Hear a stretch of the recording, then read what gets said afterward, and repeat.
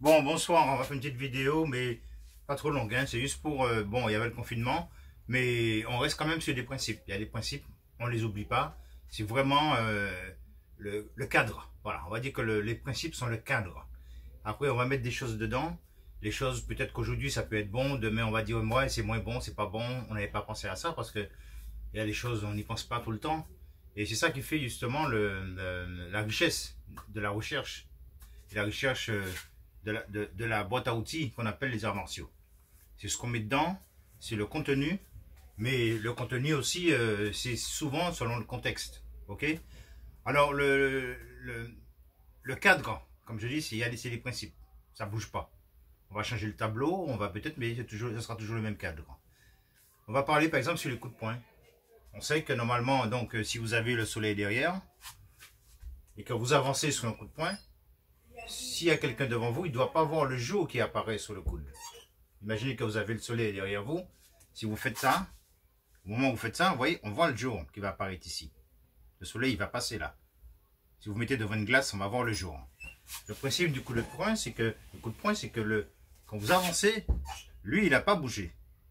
Donc, il n'y a pas de jour qui apparaît. Donc, il faut trouver des petits repères. Vous voyez, des petites choses pour travailler. J'avance, mon poing il est encore là. Et là j'y vais devant. Ok. Si j'allais vite, je vais ici et là je frappe. Ok. Là, le pied a été posé en même temps que le poing, que l'impact. Là, j'ai pas fait ça. On a cette habitude. C'est pas dire que c'est mauvais, mais ce sont les habitudes qu'il faut revoir. On a l'habitude, quand on avance, si je frappe mon pied, ça va ouvrir. Ça peut ouvrir le coude. Ok. Ça ouvre le coude et après je frappe. Ouvrir le coude, c'est un temps perdu. Même si je suis dans la trajectoire. Donc, en général, aux arts martiaux, je dis aux arts martiaux au karaté, c'est la vitesse. On travaille sur la vitesse, sur les lignes. Donc ici, là, je vais devant. Ok. Je gagne un temps, je vais devant, je pointe. Si je fais ça ici, ça c'est, on va dire des centimètres de trop. Ok. De la même manière, si j'avance sur 3 coups de poing par exemple, je vais faire ça. Certains amènent le poing derrière pour faire ça. Si on fait 3 pas. Ok. Donc, un pas. Je ramène jusqu'à derrière. 2 pas. Et mon 3e pas, derrière, 3 pas. Je dis toujours, il faut faire les deux. Moi, je fais ça, mais je conseillerais plus. Enfin, je conseillerais, disons, il faut travailler la deuxième partie. Que lorsque vous faites ça, vous ramenez ici. Puisque là, vous n'avez pas de garde. Parce que c'est un travail particulier que vous faites, disons. Vous êtes ici. Je reprends. Là, on travaille sur 3 coups du même bras. Là, je fais ça, je ramène tout de suite ici. La première fois, on avait vu que vous avez fait ça, que vous avez ramené là. Deuxième pas, vous faites ça, vous ramenez là. Et 3e pas, vous faites ça, vous ramenez là. Sauf que quand vous faites ça, c'est un exercice, bien sûr. Mais il faut, en même temps, quand on fait un exercice, on doit se dire, mais si j'avance ici, il n'y a rien qui me protège. Donc au moins, là je fais ça, là je rentre ici. Ma main reste ici, si j'avais ce pied derrière. Et là je frappe. Là, j'ai pas beaucoup de place. Là, on va dire c'est ici. Et si j'avance sur le pied, pareil, ma main vient ici, reste devant, l'épaule reste basse. Et là je frappe. Frapper, c'est pousser le ventre. Vous poussez le ventre et vous donnez tout. Voilà, vous donnez tout. Je reprends. La première fois, vous avez fait ça. On va dire c'est un exercice, hein, attention. Hein, la main reste là. Un pas, je ramène jusqu'à la hanche. 2 pas, je ramène jusqu'à la hanche. Très bien. 3 pas, je ramène jusqu'à la hanche. Mais il faut travailler aussi l'autre façon. Donc, un pas, je ramène ici. 2 pas, je ramène ici. Et 3 pas, je ramène ici. Ce qui veut dire que c'est pas parce que vous amenez votre poing ici que vous serez moins puissant que si vous l'amenez là. Non, c'est l'intention qui fait la force. Vous pouvez très bien ramener votre poing ici, aller ici, mais si vous n'êtes pas concentré sur la frappe, vous n'avez pas l'intention de faire mal, vous n'avez pas tout mis en œuvre pour faire mal à partir de la garde derrière, ne serait pas plus puissant que celui qui fait ça et qui revient là.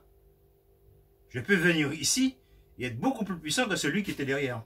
Si mon intention, et je mets tout en œuvre pour rentrer. Il y a le genou, il y a l'abdomen qui entre, il y a la psychologie. Tout est en œuvre. Et puis aussi, il y a aussi la façon de faire. Je peux faire ça et frapper. Je frappe mon pied avant. Ok? Je peux aussi faire ça. Après, on développe. Surtout sur le ventre. Si vous faites ça, vous allez frapper, mais vous allez contrer comme ça ici. Puisque le ventre, quelqu'un qui a du ventre, on va dire on va frapper au-dessus. Donc ça veut dire, je vais frapper, je ramène ici. Ce qui veut dire pourquoi je ramène ici. Je considère que si je fais ça et je fais ça, j'ai pas de garde, je suis pas protégé. Donc je vais rester ici. S'il y avait toutefois quelque chose, c'est pour ça que je dis qu'il faut travailler les deux. Un, je ramène. Ça va vite, hein? Ok? Donc on voit qu'il n'y a pas le trou qui se fait ici. Hein? Un, je ramène tout de suite, comme un ressort. Boum! Parce que sur son ventre, je le surprends ici, je ramène, et là tout de suite je suis déjà sur lui. Et là, pareil, vous pouvez lever le pied et frapper sur le ventre. Ok? Donc, il y a, attention, on a dans un des katas. On a dans un des katas. Je crois que c'est un teki, je crois. Hein? Faites ça. Ça, c'est très très bon. En plus, vous restez au niveau de l'épaule. Et là, vous pouvez entrer.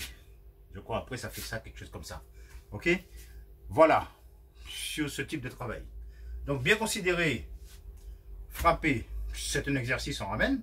Généralement, on fait ça. On avance, on fait ça, effectivement. Et on fait ça.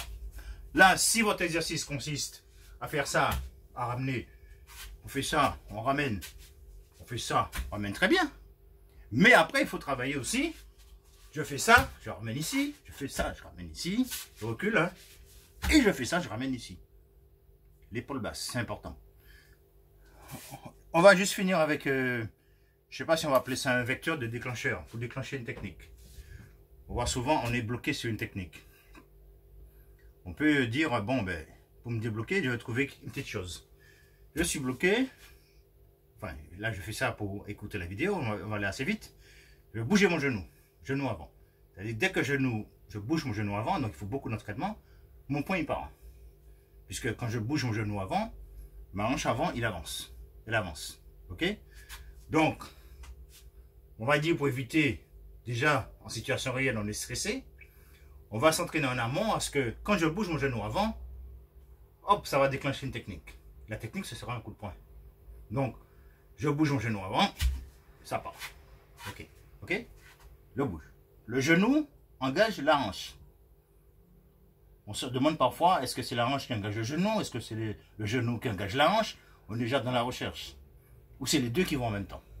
Le principe, le genou, moi, si je lâche le genou, il y a quelque chose qui se passe.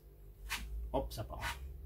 Ce qui veut dire qu'en cas de situation, vous pouvez vous trouver des petites astuces comme ça. On peut aussi travailler sur l'épaule. Dès que je baisse l'épaule, puisqu'on sait qu'une frappe puissante, forte, ça va jouer sur la communion bien gainée. Vous faites ça, et votre épaule n'est pas gainée en l'air, c'est pas le même impact. Donc je baisse mon épaule. Dès que je baisse mon épaule, la frappe part. Bon, c'est des petites astuces. Voilà.